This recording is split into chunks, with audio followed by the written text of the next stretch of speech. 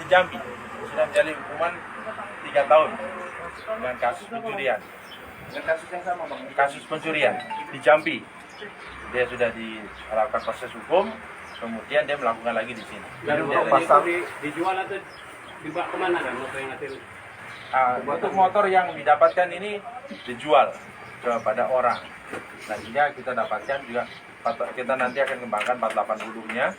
Nah, untuk kita lakukan proses itu. Jadi pasal berlapis ini? Iya, pasal berlapis.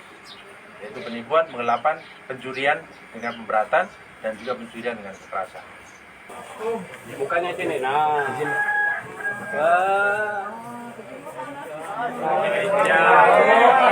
Sakit apa Pak? Sakit apa Pak?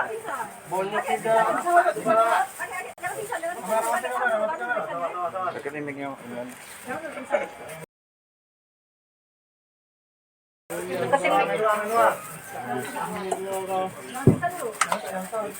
Sudah berapa kali melakukan? Ya. Sudah pernah diproses hukum ya? Ditahan berapa lama? 2 tahun. Di mana? Jambi. Kenapa melakukan lagi? Hah?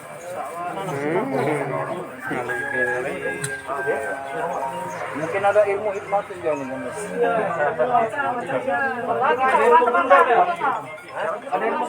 maju dikit bang. Kuat dikit suara.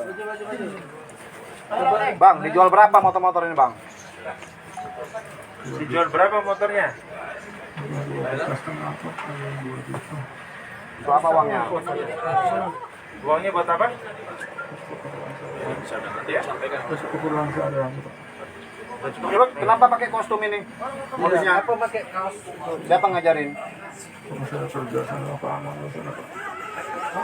Hah? Keamanan di mana? Desa, di desa. Kita penyerahan aja dulu. Nanti ada penyerahan apa kepada korban? Penyerahan motor pada korban oleh Bapak Kapolres.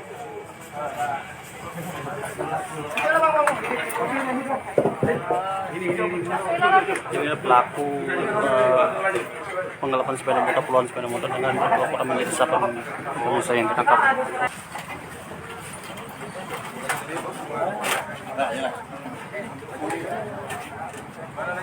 Buka lagi mana itu? Maju. Pintu apa?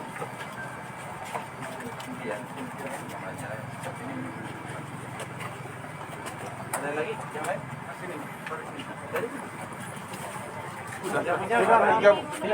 Tiga aja nih. Ini ya. Yang ketiga, siapa? Motornya mana? Baik, saya serahkan sementara ada 3 orang.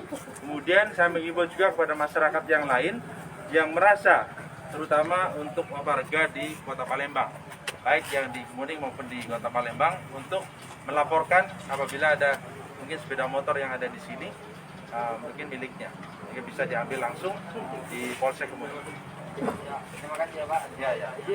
Hai pemirsa Sri Popo TV, jangan lupa komen, like, dan subscribe, serta tonton terus berita-berita terupdate lainnya ya.